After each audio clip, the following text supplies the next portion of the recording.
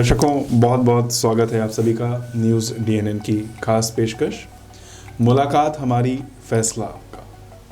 एक ऐसी बातचीत का सिलसिला जिसमें हमारा प्रयास होता है हम आपके साथ आपके हलके के उम्मीदवारों से मुलाकात करवाएं और आपके साथ वो सब बातें जो हम घर बैठ करके या छोटी सी मुलाकात में या एक मैनिफेस्टो के माध्यम से शेयर नहीं कर सकते, जान नहीं सकते अपने प्रत्याशी को, वो सब बातें आप तक पहुँचें, आप उनको बेहतर से जान सकें, एक अनुभव हो कि वो आपके लिए क्या कर सकते हैं, क्या करना चाहते हैं और किस भावना के साथ वो राजनीति में पदार्पण कर रहे हैं या जो इतने समय से राजनीति कर रहे हैं तो उसका उद्देश्य क्या है।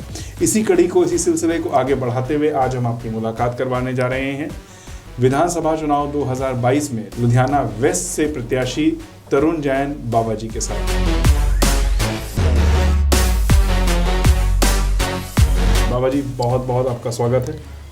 मेरे सारे लुधियाना वासियों ਨੂੰ, पंजाब वासियों ਨੂੰ सादर जय जनेंद्र, जय माता दी, वाहेगुरु जी का खालसा, वाहेगुरु जी की फतेह। तरुण जी, सबसे पहला एक बहुत ही सीधा और स्पष्ट प्रश्न, आपकी जो पृष्ठभूमि है, जो कि हम कहते हैं जो आपका बैकग्राउंड है, that is related to business, और बिजनेस से राजनीति में आना एक तो बहुत अच्छी बात मानी जाती है कि चलिए एक इंसान एक प्रयास कर रहा है जो उसने व्यवसाय में करा, लोगों को रोजगार देने का, लोगों के घर परिवारों में अन्न पहुंचाने का, एक मौका देने का कि लोग आगे बढ़ सकें। तो राजनीति के माध्यम से आप क्या करना चाहते हैं?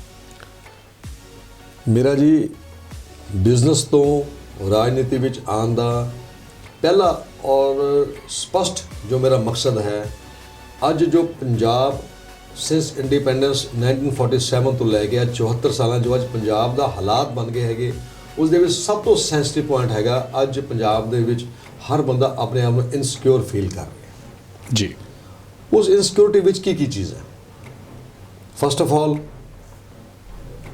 लुधियाना दी जे मैं गल करा, लुधियाना फेमस हैगा, मैनचेस्टर ऑफ इंडिया कहा जाता है उसको। बिल्कुल जी। Ludhiana the capital city of Punjab, आर्थिक राजधानी।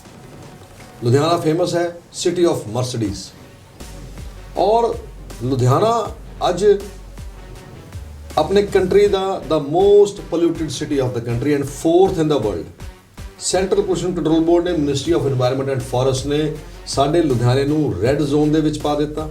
ना तो इत्थे दी हवा अच्छी रही, ना इत्थे दा पानी अच्छा रहा, इत्थे ना साडे कोल इलैक्ट्रिसिटी हैगी है, ना इत्थे साडे कोल अच्छा सीवरेज सिस्टम हैगा, ना इत्थे साडे कोल अच्छा रोड्स दे नाल इत्थे ट्रैफिक की बहुत वड्डी समस्या बन गई। इन्ना कंजैशन इत्थे लुधियाने में हो गया है। एज सच लुधियाना एक इंडस्ट्रीयल टाउन है, एक मैन्युफैक्चरिंग हब हैगा, हॉजरी एंड टैक्सटाइल का और साइकिल एंड अलाइड इंडस्ट्रीज का। सो ये उत्ते किसी भी पार्टी ने कभी गौर ही नहीं किया।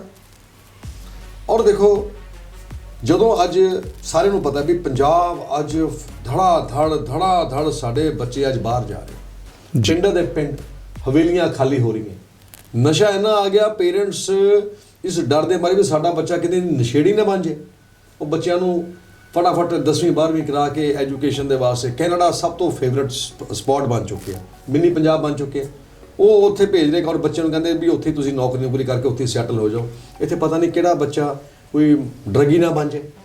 आ जिहड़ी अनसिक्योरिटी की भावना मन च आ गई है, आह वजह रही। अज मेरे भी 2 बच्चे ने, वो भी बच्चे बाहरों पढ़ के आए है ने और वो बाहर जा रहे हैं, तो साढ़े कोल की रहना इत्थे।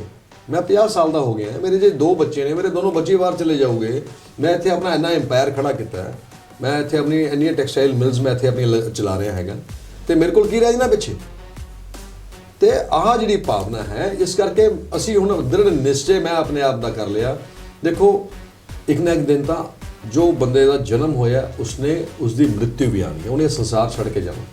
तो इस करके मैं अपने पंजाब के तमाम वो बच्चों वास्ते, वो तमाम वो पेरेंट्स के जोड़ा दुख के वास्ते, वो समझते हुए अपने आप दे विच उन्हें समा के उस दुख में मैं एक दृढ़ निश्चय किया भी मैं अपने पंजाब के वास्ते जीऊँगा, अपने देश के वास्ते जीऊँगा, अपने देश के वास्ते मरांगा। इस तरह आके और एवं चले गए, उस जीवन का कोई फायदा नहीं। मैं अपने पंजाब नूं बचाने के वास्ते आ गंदे पॉलिटिशियंस, गंदियां गवर्नमेंट्स, कांग्रेसियां और अकाली दल नूं, इन्हां नूं इत्थों दी दफा करने के वास्ते ਇਹਨਾਂ ਨੂੰ ਇੱਥੋਂ ਦੀ ਕੰਨੋਂ ਫੜ ਕੇ ਇਹਨਾਂ ਨੂੰ ਬਾਹਰ ਕੱਢਣ ਦੇ ਵਾਸਤੇ ਮੈਂ ਇਹਦੇ ਵਿੱਚ ਰਾਜਨੀਤੀ ਵਿੱਚ ਪ੍ਰਵੇਸ਼ ਕਰਨ ਜਾ ਰਿਹਾ ਔਰ ਮੈਂ ਸਾਰਿਆਂ ਨੂੰ ਬੇਨਤੀ ਕਰਦਾ, ਮੇਰੇ ਲੁਧਿਆਣਾ ਵਾਸੀਆਂ ਨੂੰ, ਮੇਰੇ ਪੰਜਾਬ ਵਾਸੀਆਂ ਨੂੰ, ਕਾਂਗਰਸ ਵਾਲਿਆਂ ਨੂੰ, ਅਕਾਲੀ ਦਲ ਵਾਲਿਆਂ ਨੂੰ, 74 ਸਾਲ ਤੋਂ ਆ ਦੋਨੋਂ ਪਾਰਟੀਆਂ ਨੇ ਰਾਜ ਕੀਤਾ ਹੈ ਪੰਜਾਬ ਦੇ ਵਿੱਚ। ਤੇ ਅੱਜ ਪੰਜਾਬ ਕਿਸ ਹਾਲਾਤ ਦੇ ਉੱਤੇ ਆ ਗਿਆ ਜੀ, ਕਿਸ ਹਾਲਾਤ ਤੇ ਆ ਗਿਆ। ਪੰਜਾਬ ਖਾਲੀ ਹੋ ਰਿਹਾ, ਕਿਉਂ ਹੋ ਰਿਹਾ ਵੀ? ਤੁਸੀਂ ਮੈਨੂੰ ਜਵਾਬ ਦਿਓ ਵੀ ਕਿਉਂ ਖਾਲੀ ਹੋ ਰਿਹਾ, ਦੱਸੋ। ਹਰ ਪੇਰੈਂਟ ਘਬਰਾ ਰਿਹਾ। ਅਸੀਂ ਇਹਨਾਂ ਨੇ ਕਰੋੜਾਂ ਦੇ ਅਸੀਂ ਕਾਰੋਬਾਰ ਕਰਨ ਵਾਲੇ ਬੰਦੇ ਵੀ ਅਸੀਂ ਅੰਦਰੋਂ ਦੀ ਖੁਸ਼ ਨਹੀਂ ਹੈ। ਘਰੋਂ ਬਾਹਰ ਨਿਕਲਦੇ ਹੈਗੇ, ਟ੍ਰੈਫਿਕ, ਟੁੱਟੀਆਂ ਸੜਕਾਂ, ਇੱਥੇ ਕੋਈ ਲਾਅ ਐਂਡ ਆਰਡਰ ਨਹੀਂ ਹੈਗਾ। ਤੇ ਇਸ ਵਜ੍ਹਾ ਹੈਗੀ ਹੈ ਵੀ ਅਸੀਂ ਇਸ ਸਿਸਟਮ ਨੂੰ ਠੀਕ ਕਰਨ ਵਾਸਤੇ, ਮੈਨੂੰ ਐਮਐਲਏ ਔਰ ਮੰਤਰੀ ਬਣਨਾ ਮੇਰੇ ਸਟੇਟਸ ਤੋਂ ਬੜੀ ਛੋਟੀਆਂ ਗੱਲਾਂ ਹੈ। ਮੈਂ ਫਿਰ ਰਿਪੀਟ ਕਰ ਰਿਹਾ, ਇੱਕ ਐਮਐਲਏ ਜਾਂ ਇੱਕ ਮੰਤਰੀ ਬਣਨਾ ਸਾਡੇ ਸਟੇਟਸ ਤੋਂ ਬਹੁਤ ਛੋਟੀਆਂ ਗੱਲਾਂ ਹੈ। ਐਮਐਲਏ ਮੰਤਰੀ ਨਾ ਸਾਡੇ ਉੱਥੇ ਦਰਾਂ ਦੇ ਬਾਹਰ ਖੜਦੇ ਆ ਕੇ।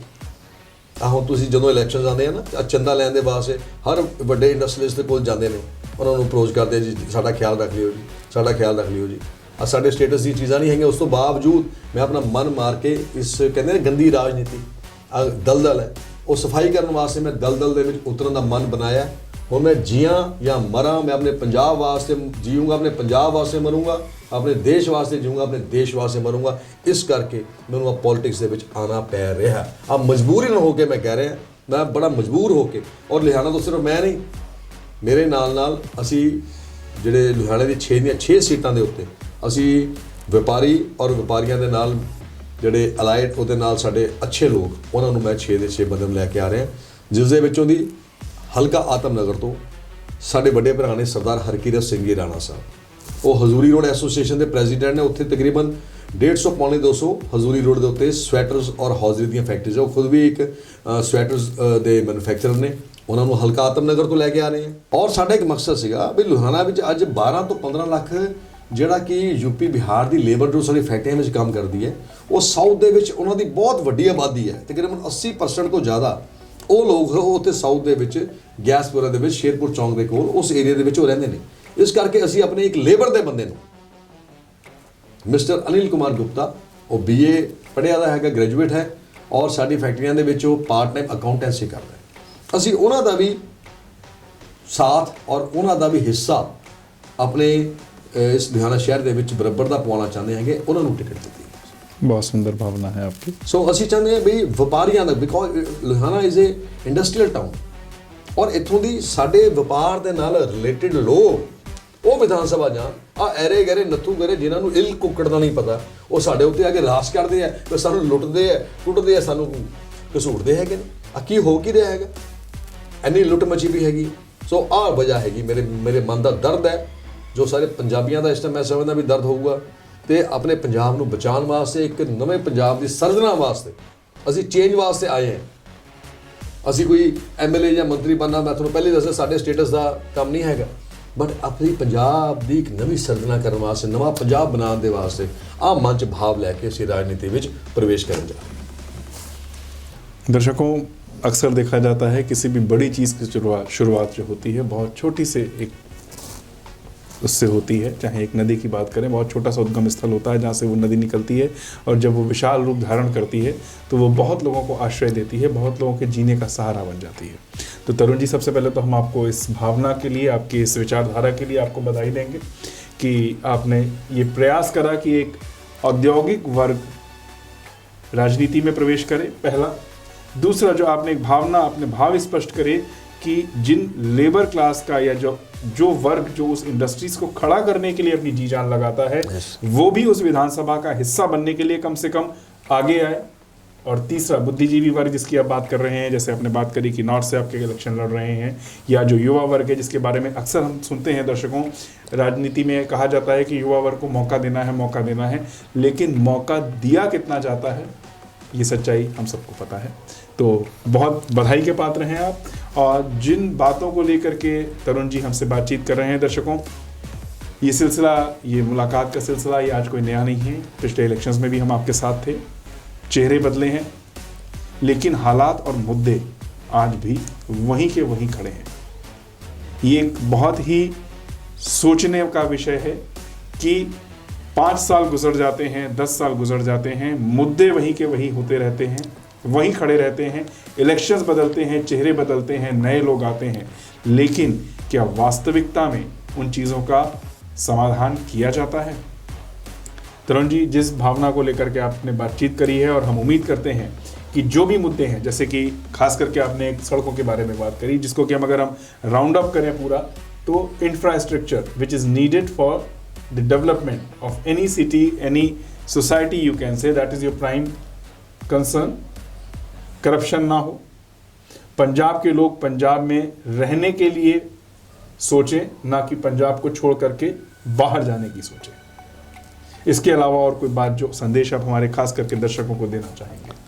देखो जी, हाँ, बड़ा ना अजीबोगरीब तरीका है। लाइक मैं एक टेक्सटाइल मैन्युफैक्चरर जी, मैं शॉल्स और स्टोल्स बनाना है, तो ਅਸੀਂ ਆਪਣਾ ਜੋ ਪ੍ਰੋਡਕਟ ਹੈ ਨਾ, ਹਾਂਜੀ, ਅਸੀਂ ਉਹ ਪਹਿਲੇ ਸੈਂਪਲ ਸੈੱਟ ਤਿਆਰ ਕਰਦੇ ਹਾਂ। ਸੈਂਪਲ ਸੈੱਟ ਤਿਆਰ ਕਰਕੇ ਅਸੀਂ ਉਸ ਨੂੰ ਆਪਣਾ ਕਈ ਸ਼ਹਿਰਾਂ ਦੇ ਵਿੱਚ ਜਾਂਦੇ ਹਾਂ, ਕਸਟਮਰ ਨੂੰ ਪਹਿਲੇ ਅਸੀਂ ਸੈਂਪਲ ਸੈੱਟ ਦਿਖਾਉਂਦੇ ਹਾਂ, ਫਿਰ ਅਸੀਂ ਆਰਡਰ ਲੈ ਕੇ ਆਉਂਦੇ ਹਾਂ, ਫਿਰ ਅਸੀਂ ਉਹਨੂੰ ਮਾਲ ਡਿਸਪੈਚ ਕਰਦੇ ਹਾਂ, ਫਿਰ ਸਾਨੂੰ ਪੇਮੈਂਟ ਆਉਂਦੀ ਹੈ। ਠੀਕ ਹੈ, ਮੈਂ ਇੱਕ ਪਹਿਲੀ ਵਾਰੀ ਹੀ ਚੀਜ਼ ਦੇਖ ਰਿਹਾ ਵੀ ਜਿਹੜਾ ਖਰੀਦਦਾਰ ਹੈ, ਮੈਨੂਫੈਕਚਰਰ ਆਪਣਾ ਮਾਲ ਵੇਚਣ ਜਾਂਦਾ ਹੈ, ਤੇ ਮੈਂ ਪਹਿਲੀ ਵਾਰੀ ਦੇਖ ਰਿਹਾ ਵੀ ਜਿਹੜਾ ਇੱਕ ਖਰੀਦਦਾਰ ਹੈ ਉਹ ਮੈਨੂਫੈਕਚਰਰ ਦੇ ਕੋਲ ਜਾਂਦਾ ਹੈ, ਮਿੰਨਤਾਂ ਤਰਲੇ ਕਰਦਾ, ਜੀ ਮੈਨੂੰ ਦੇ ਦਿਓ ਜੀ ਪਲੀਜ਼। ਕੀ ਚੀਜ਼ ਦੀ ਮੈਂ ਗੱਲ ਕਰ ਰਿਹਾ? ਇਲੈਕਟ੍ਰਿਸਿਟੀ। ਅੱਜ PSPCL ਹੈ, ਪੰਜਾਬ ਸਟੇਟ ਇਲੈਕਟ੍ਰਿਸਿਟੀ ਬੋਰਡ ਹੈ, ਉਹ ਇਲੈਕਟ੍ਰਿਸਿਟੀ ਮੈਨੂਫੈਕਚਰ ਕਰਦੇ ਆ ਔਰ ਸਾਡੇ ਲੋਕਾਂ ਨੂੰ ਦਿੰਦੇ ਆਮ ਬੰਦੇ। ਤੇ ਅਸੀਂ ਕੰਜ਼ਿਊਮਰ ਹੈ, ਅਸੀਂ ਉਹਨਾਂ ਦੇ ਗ੍ਰਾਹਕ ਹੈ, ਤੇ ਸਾਨੂੰ ਉਹਨਾਂ ਕੋਲ ਜਾਣਾ ਪੈਂਦਾ, ਜੀ ਸਾਨੂੰ ਦੇ ਦਿਓ ਜੀ। ਜਦ ਕਿ ਜਿਹੜਾ ਮੈਨੂਫੈਕਚਰਰ ਹੈ ਉਹਨੂੰ ਸਾਡੇ ਡੋਰ ਸਟੈਪ ਤੇ ਆਉਣਾ ਚਾਹੀਦਾ ਹੈਗਾ, ਸਰਵਿਸ ਔਨ ਕਾਲ ਹੋਣੀ ਚਾਹੀਦੀ ਹੈ। ਅੱਜ ਮੈਂ ਦਾਅਵਾ ਕਰਦਾ ਹੈ ਪੰਜਾਬ ਦੇ ਹਰ ਬੰਦੇ ਨੂੰ, ਤੁਸੀਂ ਇੱਕ 5-10 ਕਿਲੋਵਾਟ ਦਾ ਕਨੈਕਸ਼ਨ ਲੈ ਕੇ ਤਾਂ ਦਿਖਾਓ, ਬਿਨਾਂ ਪੈਸੇ ਦਿੱਤੇ, ਬਿਨਾਂ ਧੱਕੇ ਖਾਏ, ਬਿਨਾਂ ਰਿਸ਼ਵਤ ਦਿੱਤੇ।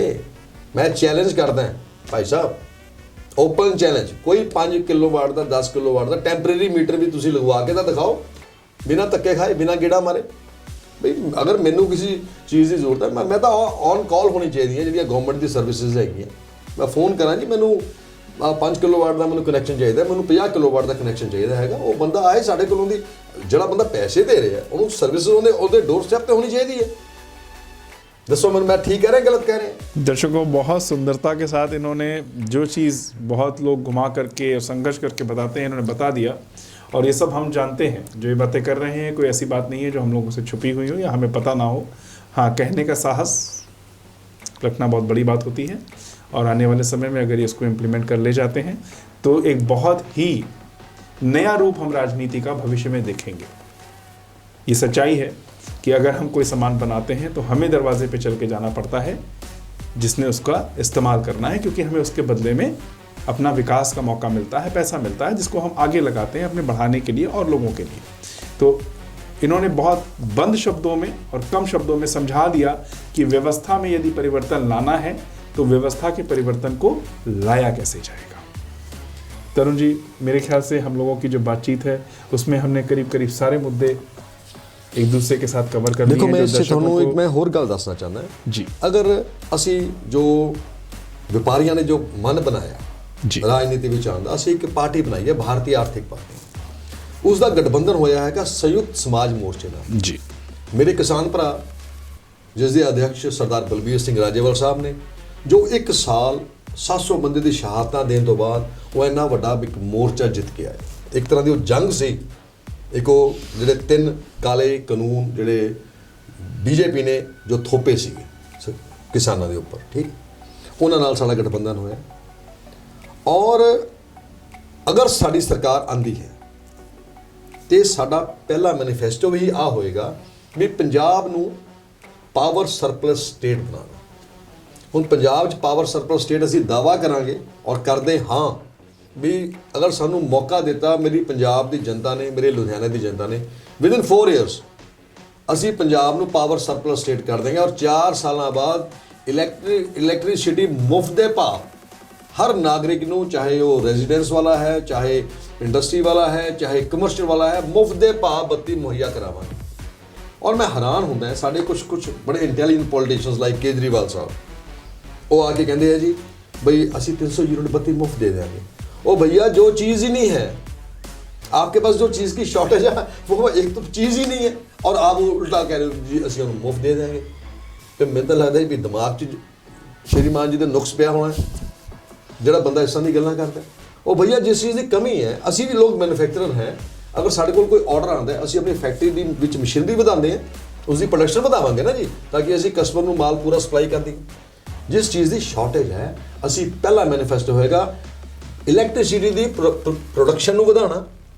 ਪੰਜਾਬ ਨੂੰ ਅਸੀਂ 4 ਸਾਲਾਂ ਵਿੱਚ ਪਾਵਰ ਸਰਪਲਸ ਸਟੇਟ ਕਰ ਦਿਆਂਗੇ, ਸਾਡਾ ਦਾਵਾ ਹੈ। ਔਰ ਅਗਰ ਤੁਸੀਂ ਹੋਰ ਡਿਟੇਲ ਦੇ ਵਿੱਚ ਪੁੱਛਣਾ ਚਾਹੁੰਦੇ ਹੈਗੇ ਹੋ, ਮੈਂ ਡਿਟੇਲ ਵੀ ਉਹਦੀ ਦੇ ਸਕਦਾ ਵੀ ਕਿਸ ਤਰ੍ਹਾਂ। ਉਹ ਨੈਕਸਟ ਕੁਐਸਚਨ ਆ ਜਾਏਗਾ ਵੀ ਕਿਸ ਤਰ੍ਹਾਂ ਕਰੋਗੇ ਜੀ ਤੁਸੀਂ। ਆਪਣਾ ਕੈਪਟਨ ਅਮਰਿੰਦਰ ਸਿੰਘ ਜੀ ਨੇ ਗੁਟਕਾ ਸਾਹਿਬ ਨੂੰ ਹੱਥ ਦੇ ਵਿੱਚ ਫੜ ਕੇ ਕਿਹਾ ਜੀ ਮੈਂ 3 ਮਹੀਨੇ 'ਚ ਆਂਦੇ ਸਾਰੀ ਮੈਂ ਨਸ਼ਾ ਦੂਰ ਕਰ ਦੂੰਗਾ, ਤੇ ਉਹ ਵੀ ਤਾਂ ਸਭ ਝੂਠੇ ਵਾਅਦੇ ਸੀਗੇ ਨਾ। ਵੀ ਕੀ ਪਤਾ ਤੁਸੀਂ ਵੀ ਇੱਥੇ ਕੈਮਰੇ 'ਤੇ ਬੈਠ ਕੇ ਤੁਸੀਂ ਇਲੈਕਸ਼ਨ ਜਿੱਤਣਾ ਚਾਹੁੰਦੇ ਹੋ, MLA ਬਣਨਾ ਚਾਹੁੰਦੇ ਹੋ, ਤੁਸੀਂ ਵੀ ਪਬਲਿਕ ਨੂੰ ਗੁੰਮਰਾਹ ਕਰ ਰਹੇ ਹੋ। ਬਟ ਅਸੀਂ ਵਪਾਰੀ ਹਾਂ, ਅਸੀਂ ਵਪਾਰੀ ਇੱਕ ਮੈਨ ਆਫ ਕਮਿਟਮੈਂਟ ਹੁੰਦਾ ਹੈ। ਮੈਂ ਤੁਹਾਨੂੰ ਪੂਰੀ ਡਿਟੇਲ ਅਗਰ ਤੁਸੀਂ ਮੈਨੂੰ ਹੁਣ ਲਈ ਸਮਾਂ ਦਿਓਗੇ ਤਾਂ ਮੈਂ ਤੁਹਾਨੂੰ ਪੂਰਾ ਡਿਟੇਲ ਦੇ ਦੂੰਗਾ ਵੀ ਕਿਸ ਤਰ੍ਹਾਂ ਹੋਏਗਾ, ਵੀ 4 ਸਾल ਦੇ ਵਿੱਚ किस तरह होएगा। इफ़ यू अलाउ मी मैं तुम्हें डिटेल थोड़ा मैं दस देंगे। दर्शकों हम ज़रूर जानना चाहेंगे क्योंकि एक बहुत बड़ा मुद्दा होता है। अगर पावर सरप्लस है तो एक राष्ट्र का, एक प्रदेश का, एक इवन छोटे से जिले का भी विकास पावर सरप्लस होने पर ही हो पाता है। अगर पावर की शॉर्टेज है तो कुछ नहीं चल सकता। दसा जी बिल्कुल जी। देखो जी, फस्ट ऑफ ऑल मेरे पंजाब के निवासियों, साड़ी खपत पूरे पंजाब की हैगी 13,672 मैगावाट और पीक लोड ਦੇ ਵਿੱਚ ਹੁੰਦੀ ਹੈ ਮੈਕਸਿਮਮ 15,000। बट स्टिल इलैक्ट्रिसिटी गर्मियों के विच या पीक सीजन के विच इलैक्ट्रिसिटी शॉर्ट हो जाती है। साडी फैक्ट्रियां विच 8 दिन लाइट नहीं आती और इनडेफिनेट कट्स की भरमार है, जिहड़े कि जिसकी काउंटिंग ही नहीं है। बैठे बैठे बत्ती चलेगी, आ गई, घंटे बाद फिर चलेगी, फिर आ गई। But this is nonsense. हुण साडी कंजप्शन इस टाइम तकरीबन 15,000 मैगावाट है। ठीक है जी।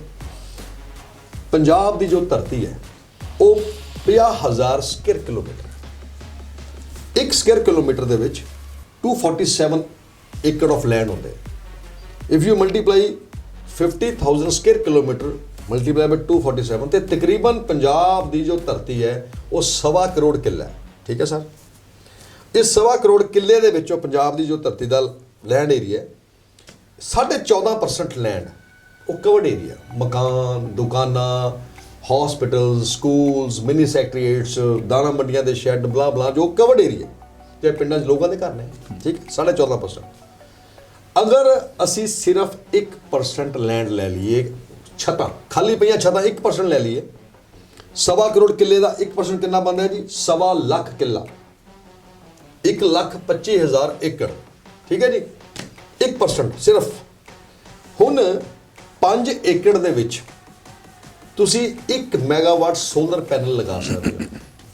5 ਏਕੜ 'ਚ 1 ਮੈਗਾਵਾਟ ਤੇ 1.25 ਲੱਖ ਕਿੱਲੇ 'ਚ ਡਿਵਾਈਡਡ ਬਾਈ 5 ਕਿੰਨਾ ਹੋ ਗਿਆ ਜੀ?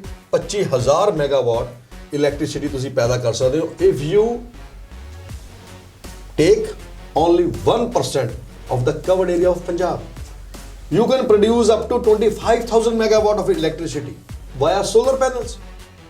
और solar panel ਦੀ ਜਿਹੜੀ ਇਨਵੈਸਟਮੈਂਟ ਹੋਏਗੀ ਗੌਰਮੈਂਟਸ ਨੂੰ world bank 0% rate of interest ਦੇ ਉੱਤੇ ਪੈਸੇ ਦਿੰਦਾ ਤੇ 3.5 ਪੌਣੇ 4 ਸਾਲ ਮੈਕਸਿਮਮ 4 ਸਾਲ ਦੇ ਵਿੱਚ ਜੋ ਉਹਦੀ ਕੈਪੀਟਲ ਕਾਸਟ ਹੈ। ਅੱਜ ਅਗਰ ਤੁਸੀਂ ਰਿਟੇਲ ਤੋਂ 5-10 ਕਿਲੋਵਾਟ ਦਾ ਆਪਣੀ ਘਰ ਦੀ ਛੱਤ ਦੇ ਉੱਤੇ ਸੋਲਰ ਪੈਨਲ ਲਗਾਉਂਦੇ ਹੋ, you go and buy worth 40,000 rupees per kilowatt. ਜੋ ਆਪਾਂ ਗਵਰਨਮੈਂਟ, ਅਗਰ ਮੇਰੀ ਸਰਕਾਰ ਆਉਂਦੀ ਹੈ, ਗਵਰਨਮੈਂਟ ਵਰਲਡ ਬੈਂਕ ਤੋਂ ਲੋਨ ਲੈ ਕੇ 1% ਛੱਤਾਂ ਦੇ ਉੱਤੇ ਸੋਲਰ ਪੈਨਲਸ ਲਗਾਏਗੀ। 4 ਸਾਲਾਂ ਦੇ ਵਿੱਚ ਉਸਦੀ ਕੈਪੀਟਲ ਕਾਸਟ ਖਤਮ ਹੋ ਜਾਏਗੀ। ਉਸ ਤੋਂ ਬਾਅਦ ਸਾਰੇ ਮੇਰੇ ਪੰਜਾਬ ਦੀ ਜਨਤਾ ਨੂੰ ਪਾਵਰ ਮੁਫਤ ਦੇ ਪਾਵਾਂਗੇ।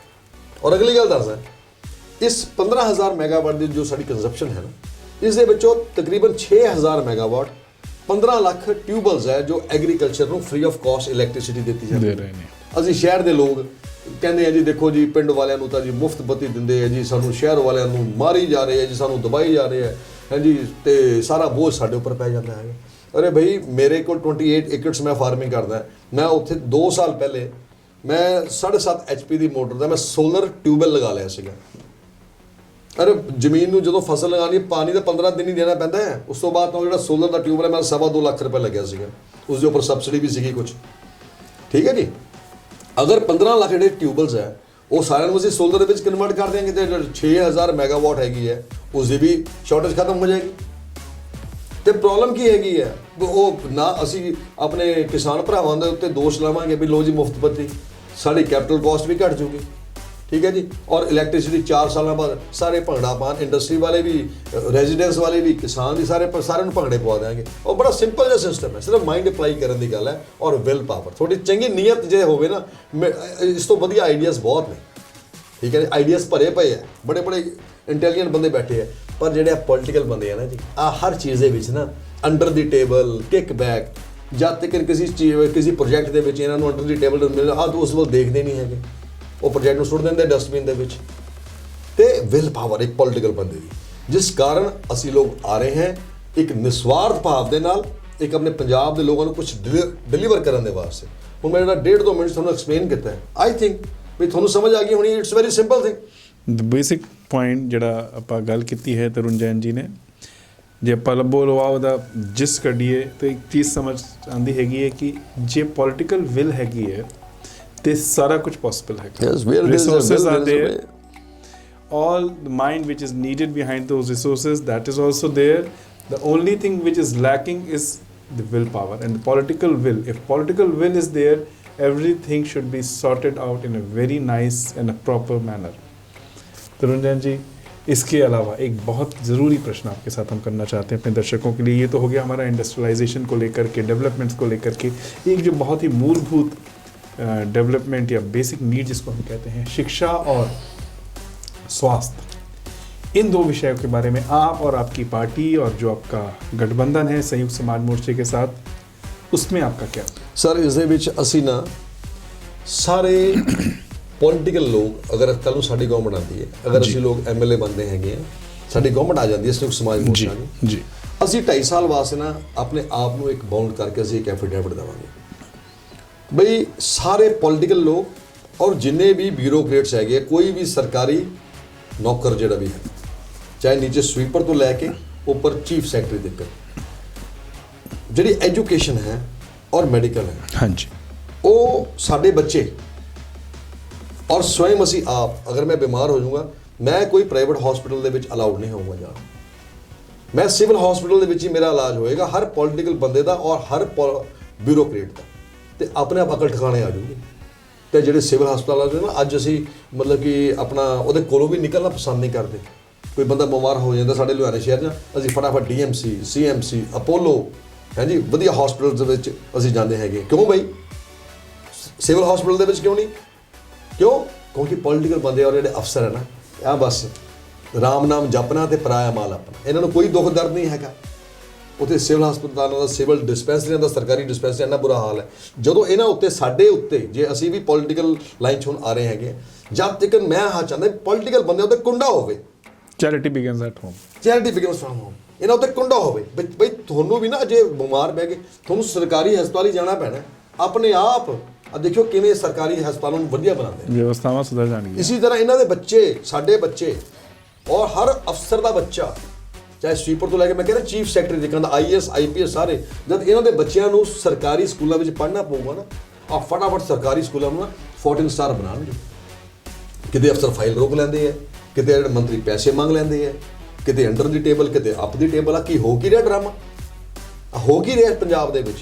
ਅਸੀਂ 2.5 ਸਾਲ ਦੀ ਬਾਉਂਡੇਸ਼ਨ ਰੱਖਾਂਗੇ, ਆਪਣੇ ਉੱਤੇ ਕੁੰਡਾ ਰੱਖਾਂਗੇ, ਐਫੀਡੇਵਿਟ ਦੇਵਾਂਗੇ ਦੇ ਅਸੀਂ 2.5 ਸਾਲ ਦੇ ਵਿੱਚ ਅਗਰ ਅਸੀਂ ਆਪਣੇ ਐਜੂਕੇਸ਼ਨ ਔਰ ਮੈਡੀਕਲ ਟੋਟਲ ਫ੍ਰੀ ਹੋਣਾ ਚਾਹੀਦਾ ਹੈ 10ਵੀਂ ਤੱਕ, ਔਰ ਮੈਡੀਕਲ ਟੋਟਲ ਫ੍ਰੀ ਹੋਣਾ ਚਾਹੀਦਾ, ਸਾਡਾ ਮੂਲਭੂਤ ਸਾਡਾ ਅਧਿਕਾਰ ਹੈ, ਕਿਉਂ ਨਹੀਂ ਹੋਣਾ ਚਾਹੀਦਾ ਜੀ? ਮੈਨੂੰ ਦੱਸੋ। ਔਰ ਇੱਕ ਸਟੈਂਡਰਡ ਦਾ ਜੋ ਅੱਜ ਸੀਐਮਸੀ ਡੀਐਮਸੀ ਦਾ ਸਟੈਂਡਰਡ ਆ, ਉਸ ਤੋਂ ਵਧੀਆ ਅਸੀਂ ਸਰਕਾਰੀ ਹਸਪਤਾਲ ਬਣਾਵਾਂਗੇ। ਨਹੀਂ ਤਾਂ ਮੈਂ 2.5 ਸਾਲ ਤੋਂ ਬਾਅਦ ਮੈਂ ਤਾਂ ਆਪਣਾ ਅਸਤੀਫਾ ਦੇ ਦੇਣਾ ਜੇ ਮੈਂ ਇਸ ਸਿਸਟਮ ਨੂੰ ਠੀਕ ਨਹੀਂ ਕਰ ਪਾਇਆ 2.5 ਸਾਲ ਦੇ ਵਿੱਚ। ਮੈਂ 2.5 ਸਾਲ ਦਾ ਐਫੀਡੇਵਿਟ ਦਊਂਗਾ, ਜੋ ਮੈਂ ਕੱਲ ਪਰਸੋਂ ਆਪਣਾ ਨੋਮੀਨੇਸ਼ਨ ਪੇਪਰ ਫਾਈਲ ਕਰਨਾ, ਮੈਂ ਨਾਲ ਹੀ ਪਬਲਿਕ ਨੂੰ ਐਫੀਡੇਵਿਟ ਦਊਂਗਾ, ਭਾਈ ਸਾਹਿਬ ਮੈਨੂੰ ਇੱਕ ਵਾਰੀ ਤੁਸੀਂ ਹੁਣ ਤੱਕ ਕਾਂਗਰਸ ਤੇ ਅਕਾਲੀਆਂ ਨੂੰ 74 ਸਾਲ ਬੇਅਰ ਕੀਤਾ ਨਾ, ਤੇ 2.5 ਸਾਲ ਮੈਨੂੰ ਵੀ ਬੇਅਰ ਕਰਕੇ ਦੇਖ ਲਓ। ਜੇ ਮੇਰੇ 'ਚ ਤੁਹਾਨੂੰ ਕੁਝ ਵੀ ਅੱਛੀ ਚੀਜ਼ ਤੁਹਾਨੂੰ ਕੋਈ ਦਿਖਦੀ ਹੈ, ਮੇਰਾ ਵਿਜ਼ਨ ਤੁਹਾਨੂੰ ਅੱਛਾ ਲੱਗਦਾ ਹੈ, ਤੇ ਮੈਨੂੰ ਇੱਕ ਵਾਰੀ ਤੁਸੀਂ ਮੌਕਾ ਦਿਓ, ਤੇ ਮੈਂ 5 ਸਾਲ ਨਹੀਂ ਕੱਟਣੇ ਭਾਈ ਸਾਹਿਬ। ਔਰ ਦੇਖੋ ਮੈਂ ਨਾ ਤਾਂ ਮੈਂ ਲੈਣੀ ਜੀ ਕੋਈ ਤਨਖਾਹ, ਨਾ ਮੈਂ ਸਰਕਾਰੀ ਗੱਡੀ ਤੇਲ ਦੀ ਮੈਨੂੰ ਲੋੜ ਹੈ, ਮੈਂ ਸੈਲਫ ਕੰਪੀਟੈਂਟ ਹੈਗਾ, ਉਹ ਭਗਵਾਨ ਨੇ, ਈਸ਼ਵਰ ਨੇ ਮੈਨੂੰ ਬਹੁਤ ਕੁਝ ਮੈਨੂੰ ਬਖਸ਼ਿਆ, ਤੇ ਨਾ ਮੈਂ ਇਹਨਾਂ ਦੇ ਸਰਕਾਰੀ ਘਰਾਂ ਵਿੱਚ ਰਵਾਂ, ਨਾ ਇਹਨਾਂ ਦੀ ਕੋਠੀ ਵਿੱਚ ਮੈਂ ਰਵਾਂ। चंडीगढ़ उत्थे विधान सभा आऊँगा जाऊँगा अपनी गड्डी भी जाऊँगा जी, ना मैं इन्हां तो कोई तनख्वाह लैनी, ना कोई टीए डीए शीए कुछ नहीं लेना। ठीक है जी। और देखो कि आह करतूतां करदे आ, जिहड़ा बंदा एक बारी MLA कहंदे बन जाता है। मैं अखबार पढ़ रहा से, कहंदे उहदी तनख्वाह प्रधानमंत्री तो उपर उहदी पेंशनां दी। ਉਹ यार पॉलिटिकल लोग ਅਸੀਂ ਤੁਸੀਂ ਹੁਣ ਤਾਂ ਵੋਟ ਮੰਗਣ ਵਾਸਤੇ ਭਿਖਾਰੀਆਂ ਦੀ ਤਰ੍ਹਾਂ ਲੋਕਾਂ ਦੇ ਕੋਲ ਜਾਂਦੇ ਹੋ, ਸਾਨੂੰ ਵੋਟ ਦੇ ਦਿਓ ਵੋਟ ਦੇ ਦਿਓ ਵੋਟ ਦੇ ਦਿਓ, ਤੇ ਤੁਸੀਂ ਸਾਡੇ ਅਹਿਸਾਨ ਕਰਨਾ, ਉਸ ਤੋਂ ਬਾਅਦ ਪਬਲਿਕ ਦੇ ਬੋਝ ਬਣਨਾ। ਕਿਉਂ ਤਨਖਾਹ ਲੈਣੀ ਵੀ ਤੁਸੀਂ? ਇਹਨਾਂ ਨੂੰ ਕੋਈ ਪੁੱਛੇ ਕਾਹਦੀ ਤਨਖਾਹ? ਆਪਣੇ ਘਰ ਟਿੱਕੇ ਬੈਠੋ, ਤੁਹਾਨੂੰ ਕਾਉਂਸਲਰ MLA MP ਬਣਨ ਦੀ ਕੀ ਤੁਹਾਨੂੰ ਚਸਕਾ ਚੜੇ ਤਨਖਾਹਾਂ ਲੈਣ ਵਾਸਤੇ? ਜੇ ਤੁਹਾਨੂੰ ਤੁਸੀਂ ਤਨਖਾਹ ਜੋਗੇ ਨਹੀਂ ਹੈਗੇ ਹੋ ਤੇ ਤੁਹਾਨੂੰ ਲੋੜ ਕੀ ਹੈਗੀ ਹੈ? ਘਰ ਕੋਈ ਨੌਕਰੀ ਕਰੋ, ਕੋਈ ਕਾਰੋਬਾਰ ਕਰੋ, ਕੋਈ ਦੁਕਾਨ ਚਲਾਓ, ਕੋਈ ਭਟੂਰੇ ਛੋਲੇ ਟਿੱਕੀਆਂ ਵੇਚ ਲਓ। ਤੁਸੀਂ ਕਿਉਂ ਪਬਲਿਕ ਦਾ ਸੱਤਿਆਨਾਸ਼ ਕਰਨ ਵਾਸਤੇ ਤੁਸੀਂ ਉਹਨਾਂ ਨੂੰ ਬੇਵਕੂਫ ਬਣ ਕੇ ਉਹਨਾਂ ਤੋਂ ਵੋਟਾਂ ਲੈ ਕੇ ਤੁਸੀਂ ਬਣ ਜਾਂਦੇ ਹੈਗੇ ਹੋ? ਕਾਹਦੀ ਤਨਖਾਹ ਵੀ ਮੈਨੂੰ ਦੱਸੋ ਇੱਕ, ਮੈਨੂੰ ਕਾਹਦਾ ਚਸਕਾ ਚੜਿਆ? ਅਗਰ ਮੈਨੂੰ ਕੋਈ, ਮੈਂ ਪਬਲਿਕ ਦੀ ਸੇਵਾ ਕਰਨ ਵਾਸਤੇ ਪੋਲਿਟਿਕਸ ਮੈਂ ਆ ਰਿਹਾ ਹੈਗਾ ਤੇ ਕੁਝ ਡਿਲੀਵਰ ਕਰਨ ਵਾਸਤੇ ਆ ਰਿਹਾ, ਮੈਂ ਪਬਲਿਕ ਉੱਤੇ ਬੋਝ ਕਿਉਂ ਬਣਾ ਜੀ? ਮੈਨੂੰ ਇੱਕ ਗੱਲ ਦਾ ਜਵਾਬ ਦਿਓ। ਮੇਰਾ ਚੈਲੰਜ ਹੈਗਾ ਸਾਰੇ ਬੰਦਿਆਂ ਨੂੰ, ਸਾਰੀ ਪਾਰਟੀਆਂ ਨੂੰ, ਵੀ ਆ ਦੇਣ ਐਫੀਡੈਵਿਟ ਕਿ ਕੋਈ ਤਨਖਾਹ ਨਹੀਂ ਲਊਗਾ। ਆ ਦੇਖਿਓ 90% ਨੇ ਭੱਜ ਜਾਣਾ, ਇਹਨਾਂ ਨੇ ਫਾਰਮ ਨਹੀਂ ਭਰਨੇ ਆਪਣੇ। ਤੁਸੀਂ ਦਿਓ ਆਪਣਾ ਪਬਲਿਕ ਦੇ ਵਿੱਚ ਚੈਲੰਜ ਵੀ ਹਾਂਜੀ ਸਾਰੇ ਜਿਹਨੇ ਤਨਖਾਹ ਛੱਡਣਗੇ ਆਪਣੀ, ਕੋਈ ਸਰਕਾਰੀ ਗੱਡੀ नहीं ਵਰਤੂਗਾ। को एक बहुत अच्छा विचारधारा, एक बहुत अच्छा चैलेंज तरुण जैन जी ने दिया कि अगर ये सत्ता में आते हैं, इनकी पार्टी सत्ता में आती है या ये MLA बनते हैं, तो सबसे पहला जो ये सुधार की व्यवस्था, जो कि बहुत अच्छी बात इन्होंने कही कि अपने से ही करेंगे। अगर अपने ही बच्चे सरकारी स्कूल में जाएंगे और सरकारी अस्पतालों में जाएंगे तो शायद व्यवस्थाएं बेहतर होंगी, सुधर जाएंगी, और जो परिकल्पना हम अपने देश की और अपने प्रदेश की करते हैं वो जल्दी ही संभव हो सकती है। तरुण जैन जी, ये बातों का सिलसिला हमारा आपके साथ चलता रहेगा। हम आपको स्टूडियो में बुलाते रहेंगे इस विचारधारा के लिए, क्योंकि ऐसी विचारधारा यदि सबकी हो जाए तो आज कहने की ज़रूरत नहीं है। हम सब समझदार हैं, बहुत कुछ बदल सकता है समाज में और व्यवस्था में। आपने आज समय निकाला, हम आपके साथ इस बातचीत को और भी आगे बढ़ाएंगे। आज के समय के लिए आपका बहुत बहुत धन्यवाद, और हम उम्मीद करते हैं कि जो संदेश आप इस नई पार्टी के माध्यम से लोगों को देना चाहते हैं, नई विचारधारा, नई क्रांति के बारे में, हमें उम्मीद है दर्शकों आपको वो समझ में भी आई होगी और आपको वो पसंद भी आई होगी। आपने हमारे लिए समय निकाला तरुण जी, दर्शकों के लिए समय निकाला, सारे आपका बहुत बहुत धन्यवाद। धन्यवाद सारे बहुत बहुत धन्यवाद।